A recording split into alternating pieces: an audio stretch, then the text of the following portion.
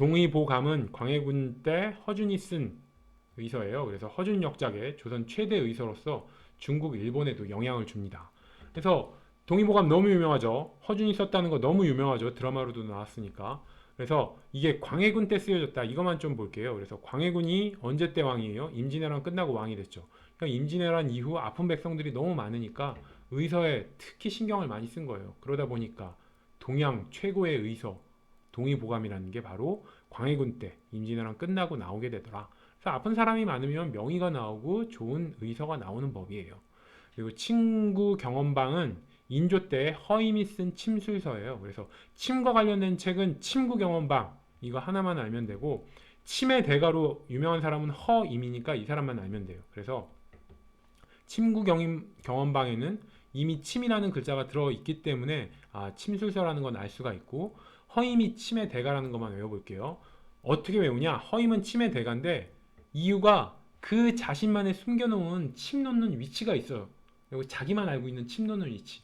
그게 바로 어디냐? 혀예요. 혀. 그래서 아무도 모르는 이 침 놓는 스팟을 발견해갖고 이 허임이 침의 대가가 됐습니다. 이렇게 스토리를 생각을 할게요. 그러니까 이런 거죠. 환자가 찾아가면 허임이 하세요. 그럼 환자가 요? 아니 환자 어디에 침을 맞는데요? 이러니까 허임이 그런 거죠. 혀임, 혀에 맞아요. 혀임 이렇게 되는 거예요. 그래서 허임, 이름 허임에서 혀임을 연상하시고 혀에 침 넣는 사람 이렇게 생각을 하셔서 침의 대가지 혀에 침을 놓음으로써 그 모르는 스팟을 찾아내서 침의 대가가 됐지 이렇게 생각해서 허임에서 혀임을 연상하시고 혀에 침 나서 침의 대가가 됐지 그래서 허임이 침의 대가고 침술서는 유일한 게 바로 침이 들어가는 침구 경험방이다. 그럼 침구 경험방은 누가 썼겠어요?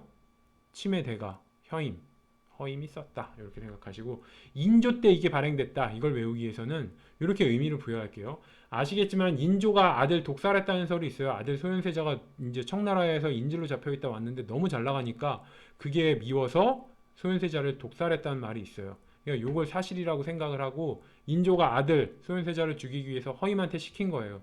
야 너가 침의 대가니까 이제 소현세자 좀 어떻게 독살 좀 해라. 그러니까 허임이 소현세자의 혀에다 독침을 놔서 죽였다. 이렇게 생각을 하시면은 허임은 인조 때 사람이구나. 그래서 친구 경험방도 인조 때 나왔구나. 이렇게 그냥 뭐 진짜 허임 선생님한테 너무 죄송한데 사람을 소현세자를 죽인 사람이 돼서 죄송하긴 한데 그냥 인조가 소현세자를 독살했는데 누구를 이용해서 허임의 침해대가 허임을 이용해서 소현세자를 독살했다 이렇게 생각하셔서 허임은 인조 때 사람이다. 마과의 통은 정조 때 정약용이 쓴 책이에요. 여기서 홍역과 천연두 치료법을 소개를 합니다. 일단은 마지는 홍역을 뜻하고요. 마는 천연두를 뜻해요. 그러니까 홍역과 천연두 다 마로 시작하지. 그래서 마과의 통에 마를 보면 마진과 마마 해서 홍역과 천연두 치료법이 담겨 있구나. 이렇게 생각하시고 이 마과의 통의 부록 종두방서에서는 박제가와 함께 종두법을 연구를 합니다. 그래서 이 정조의 세자가 5살 때 홍역으로 죽고요. 정약용은 자식 9명 중에서 6명을 천연두로 잃어요. 그러니까 정약용은 자기가 가장 친했던 정조의 아들은 홍역으로, 자기 아들은 천연두로 이제 잃잖아요. 그러다 보니까 홍역과 천연두의 안전 그냥 막 이를 간 거예요. 그래서 홍역과 천연두에 대해서 그냥 마 이러면서 마로 시작하면 마과의통. 그래서 홍역과 천연두 치료법을 담은 책이다. 이렇게 생각을 하시고요. 종두방서는 이렇게 외워볼게요. 정약용과 박제가는 친구예요. 그래서 이 정약용이 치료법 자료를 얻어가지고 이거를 박제가한테 보여주는 거예요. 그러면서 이제 이거 치료법은 찾았는데 이게 제대로 효과가 있는지 없는지 임상시험을 좀 해보고 싶다. 이러니까 박제가는 어떤 사람이에요? 제가 하겠습니다. 제가 하겠습니다. 무조건 나서는 사람이라고 했죠. 그러니까 박제가가 제가 임상실험 해보고 있습니다. 이러면서 이제 나선 거예요. 그러면서 박제가가 종두법 임상시험을 해서 성공을 합니다. 그래서 그 책이 바로 종두방서인데 종두방서에서의 종두방 이렇게 노비에게 백신 2방을 맞췄더니 천연두에 안 걸리더라. 그래서 종두방서에서 종에게 백신 2방을 맞췄더니 천연두 안 걸리더라. 이렇게 생각해서 박제가가 제가 하겠습니다 이러면서 임상시험에 나서서 종에게 백신 2방을 맞춰서 천연두 안 걸린다는 사실을 알게 돼서 천연두 치료법을 이 종두방서에서 다루게 됩니다. 방약합편은 고종 때 황도현, 황필수 이 부자가 쓴 책이고요. 한글로 작성을 해서 한의학의 대중화에 기여했다는 의미가 있습니다. 그래서 방약 하편에서 방약에 집중을 할게요. 이 방약을 약을 놓다, 놓을 방. 그래서 약을 놓다 이렇게 생각을 할게요. 그래서 약을 놨는데 이 약이 바로 뭐냐면 약에 대한 지식을 놨다, 풀어놓다 이런 얘기예요. 놓아주다니까. 그래서 약에 대한 지식 바로 한의학이죠. 그래서 한의학에 대한 지식을 일반 대중에게 놓아주다, 풀어놓다.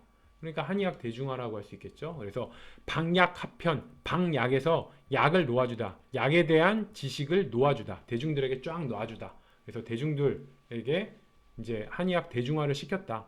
한글로 작성해서 한의학의 대중화에 기여했다. 이렇게 의미를 부여하시고, 이 황씨부자, 이 황도연의 유언에 따라서 아들 황필수가 가능한 책이에요. 그렇게 유명한 사람들은 아니기 때문에 그냥 황씨부자가 방약 하편을 썼다. 이걸 외우기 위해서 황이라는 이 성, 황을 여기 방약 사이에다 황을 붙일게요. 그래서 방황약, 방황하는 약들을 합쳐서 뭐 편철했다. 방황약 하편 이런 식으로. 그래서 아, 황씨부자가 만들었구나. 방약 하편은 황씨부자가 썼구나. 그래서 방황하는 약을 합쳐서 편철했다. 그래서 방황약 하편, 방황하는 약을 합쳐서 편철했다. 이렇게 외우시고 아, 황이 들어갔으니까 황씨부자가 만들었구나. 이 정도만 외우세요. 동의수세보원은 고종 때 이재마가 쓴 책이고요. 체질을 4개, 태양인, 태음인, 소양인, 소음인 이렇게 4개로 나눈 거예요. 체질을. 그래서 사상의학이라고 합니다. 4개, 체질을 4개로 나눠서 사상의학이라고 하고 이건 꼭 알아야겠죠. 이재마가 동의수세보원을 썼다. 이걸 외우기 위해서 일단 동의수세보원의 의미를 이렇게 해석을 할게요. 동의, 동쪽 의학이죠. 서양의학이 있고 동양의학이 있는데 동쪽 의학이 수세, 목숨수의 세상이에요. 수세를, 목숨과 세상을 보원하다, 보존하다 이렇게. 그래서 동쪽 의학이 목숨과 세상을 보존한다 이런 식으로. 그래서 그 앞에다 이재마가 썼다는 걸 외우기 위해서 이재를 앞에 붙일게요. 이재는 동의가, 동쪽 의학이 목숨과 세상, 수세를 보존한다. 그래서 고종 때는 어느 때냐면은 서양 문물이 막 들어오면서 이 서양 의학도 막 들어와요. 그러다 보니까 동양 의학은 설 자리가 없어지는 거예요. 그때 이재마가 딱 나타나면서 사상의학, 사람에겐 4개의 체질이 있다. 태양인, 태음인, 소양인, 소음인 이 사상의학이라는 카드를 내밀면서 이제는 동의가 수세를 보존한다. 이제는 동의가, 동쪽 의학이 수명과 세상을 보존한다. 이렇게 생각을 하셔서 이제 동의가 수세를 보원한다. 이렇게 말했다. 언제? 고종 때 막 서양 문물이 들어오면서 동의가 한창 쪼그러들 때 이재마가 이제 동의가 수세를 보원한다 이렇게 말했다. 이렇게 뜻을 해석을 하셔서 이제 동의가 수세를 보원한다. 그래서 이제에서 아 이재마 이렇게 생각을 하시고요. 동의 수세 보원 이 책이 사상의학을 다뤘다. 이걸 외우기 위해서 이렇게 의미를 부여할게요. 동의 수세 보원 세가 숫자 3이란 얘기고 보는 보충한다. 3개에 보충한다. 원, 1개를. 그러니까 3개에다가 1개를 보충하면 3 더하기 1이 되죠. 그럼 4예요. 그래서 아, 사상의학을 나타내는구나. 태양인, 태음인, 소양인, 소음인 이 4개의 사상의학을 나타낸다. 동의수 세보원에서 3개에 보충한다. 원, 영어 원은 1개죠. 1개를 3개에 보충한다. 1개를 이렇게 해서 총 4개가 돼서 사상의학 이렇게 연결하세요.